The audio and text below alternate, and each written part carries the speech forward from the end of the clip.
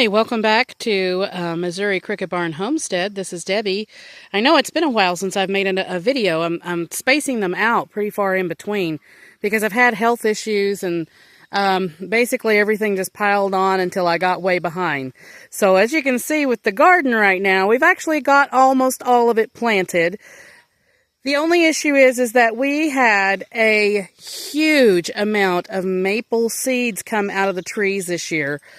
And they have all started coming up in the garden. So I'm having to get out here and basically hand weed and hoe and all kinds of stuff to get all the weeds out. And as you can see, I still have loads of weeds. And I know a lot of you would probably say, why don't you put weed barrier down? Well, I'm not a fan of it because all the weeds actually just grow on top of the weed barrier and make it even worse. So I avoid it. So I'm hand hoeing all the garden. I have a tiller. I don't like to till once I've already tilled for the year and planted everything. You can see my peas right there. I've got shelling peas this year. They are all up and they're beautiful. But I don't like tilling once we've already gotten everything established. And I just finished planting my peppers. I know I'm behind. Peppers and tomatoes, but we still have plenty of time here. We are in Garden Zone 7A, 7B here in Milan, Missouri, so we will have plenty of time. It could be 6A or 6B, but I think they just recently changed it. So we have plenty of time. Long growing season.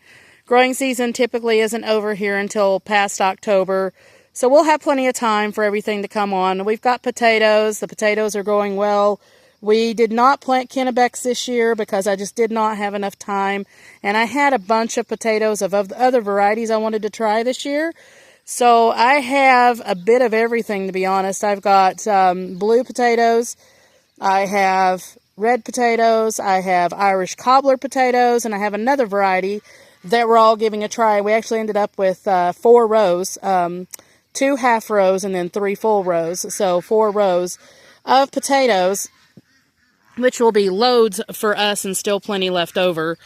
And we have beets and lettuce, and all of that is coming up and doing wonderfully, and kale, and we just planted the basics this year because we've had so much going on. I've gotten Brussels sprouts in, I have cabbage in, I've got the red cabbage, I have the white cabbage, I have Brussels sprouts, and I have cauliflower. I have 2 varieties of cauliflower that are in.